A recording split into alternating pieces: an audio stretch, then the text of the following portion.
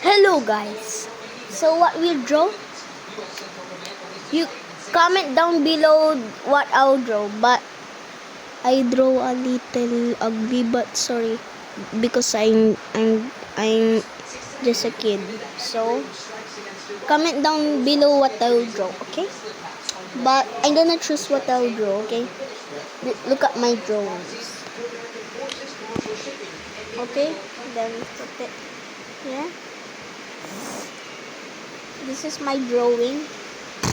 First, it's a tree. It's a tree. Look. It's a tree. The second,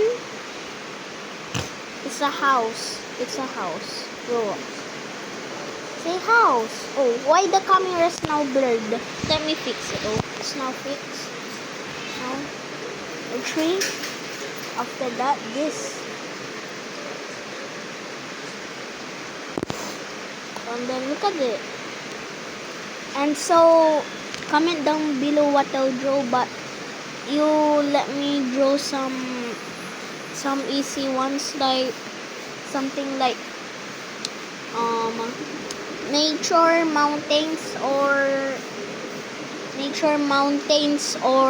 some like a pencil, or I'll draw houses, but guys, I cannot draw face. That I only can draw nature. So let's continue to draw. Okay, so let me choose. Okay, let me think what I'll choose. What about I will draw a flag? Okay, so that's good. I love to draw a flag. So I live in the Philippines, so I'm gonna draw the Philippines, but I have no colors, crayons, or I have no color pencils too. So I will only draw with pencil and pen only. I even have a eraser. This is what stuff I will only draw. This pen, eraser, pencil.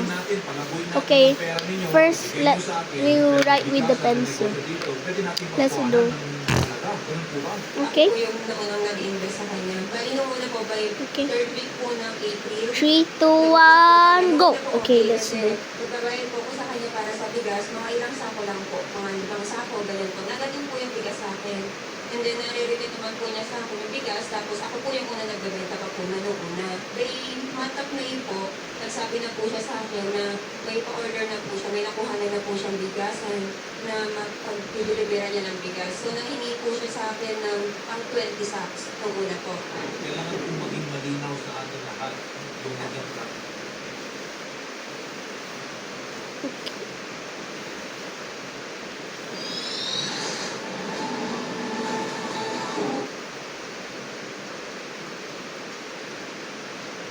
Naaagnas na ng ang pagkain ng isang 30 anyos na babae na dating OFW sa isang sama malapit sa kanila ng pinya sa sitio ng Bungol, Rosalis para may obligasyon sa libulang tibon.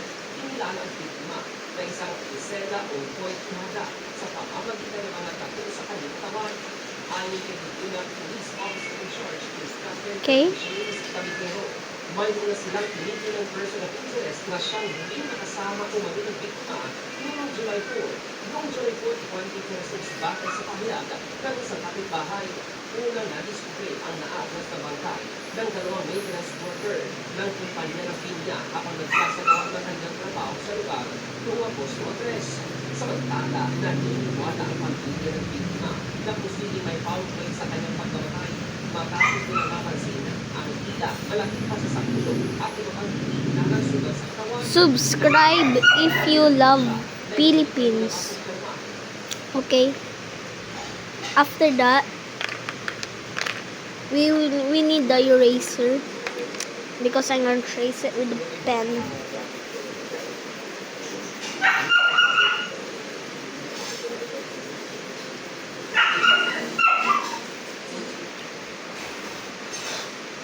Okay. Now let's do with the pen. Me spinning the pen. Okay.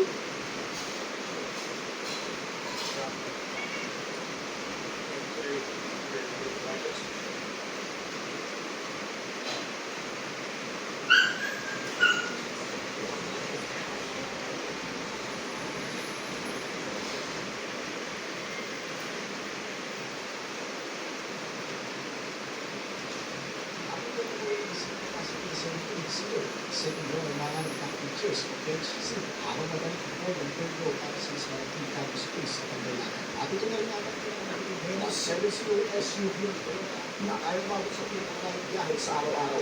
Yan, susunod natin ito sa mga board. Medyo ito. Kung sa tingin mo, Please like and subscribe, follow and share.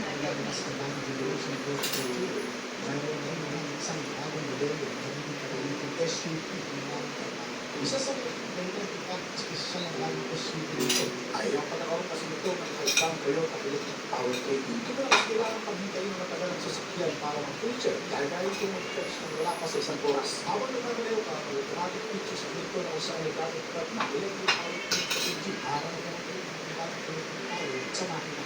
Dito nito na sa sasakyan truck powertrain ito. Kapag bago na nasa traffic, madalas hindi na consume ang electric power nito. Kaya naman mas naging natin sa consumo dahil sa mga pinakakanat ang SUV na pala may kompleto ang tawag ang Highlander EV.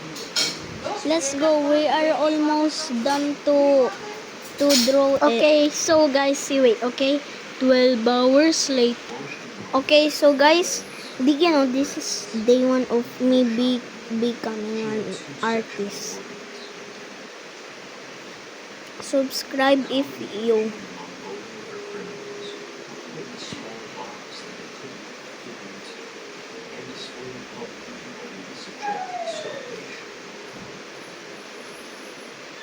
A Jewish family from Germany is deported from London for invalid papers, 1939.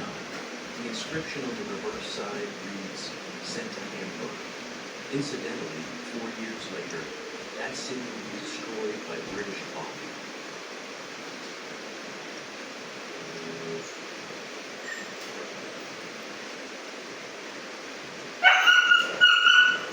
Okay, so bye. I'm gonna post this in YouTube. Let's go. So bye, Sky. I know. So guys, bye.